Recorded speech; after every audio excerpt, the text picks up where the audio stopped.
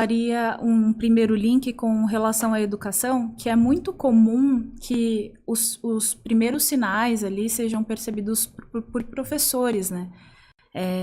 Às vezes, e eu acho que nem tem uma época, assim, eu acho que desde o berçário até o fundamental, até o ginásio, enfim, nem fala mais ginásio hoje em dia, mas... Ensino médio. Ensino médio. Eu não sou tão velha assim, gente.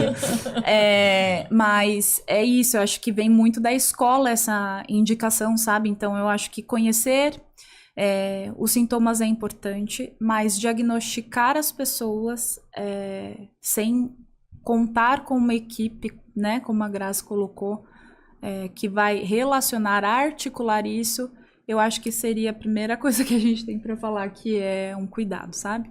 Então, assim, a gente recebe muito, eu recebo muito. Eu trabalho numa clínica em Itapecerica da Serra, escalada terapêutica. É uma clínica com muitos especialistas e a gente sempre articula todos os casos com todos os especialistas, né? Então, é um trabalho muito bacana. E a gente tem a equipe psicologias que também trabalha, né?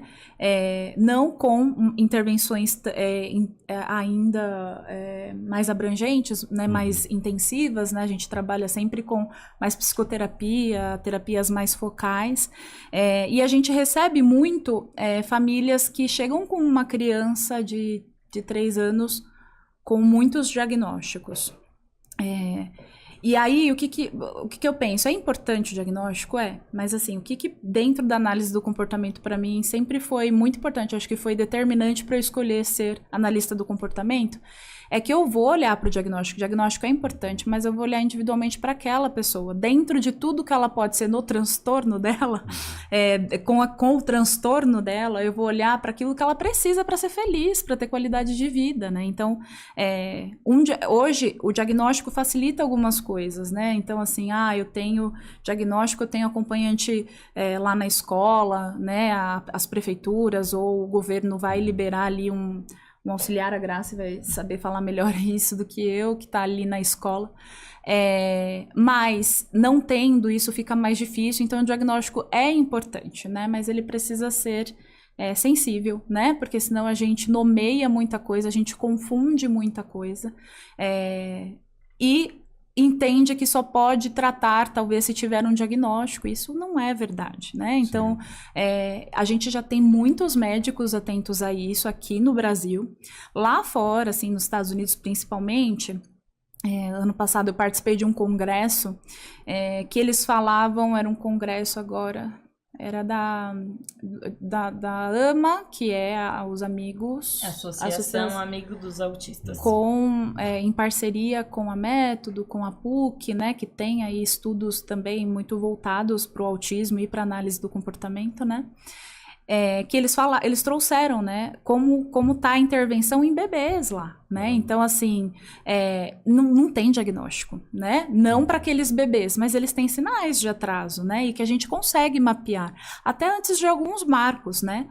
Consegue desenvolver. Então, assim, quanto antes, melhor, né? Esse seria o mundo ideal. A gente sabe que tem esse impasse mesmo, por uma série, até mesmo diante das leis que a gente, né, que tem conseguido aí para o autismo, a gente ainda esbarra um pouco nisso, né, de ter ou não ter um diagnóstico, enfim, mas é muito importante isso, né, a gente ser sensível, procurar pessoas que são sensíveis, não que vai te dar um diagnóstico, a pessoa tem que conhecer a criança. Uma orientação, né? Também, né? Exato, tem que orientar, tem que buscar outros profissionais, e isso eu falo para todos, né? Para médico, para psicólogo, para professor.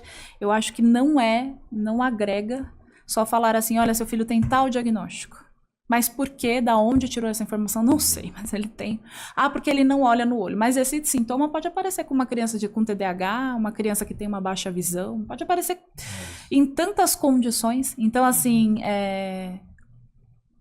eu sempre penso nisso, assim, eu acho que isso que me aproxima tanto da análise do comportamento e de sempre trabalhar em equipes multis e interdisciplinares que vão olhar para o indivíduo, o que ele precisa, né? E claro, se tiver o diagnóstico, isso ajuda para a gente pensando em prognóstico, mas não é o essencial se a gente já tem uma criança com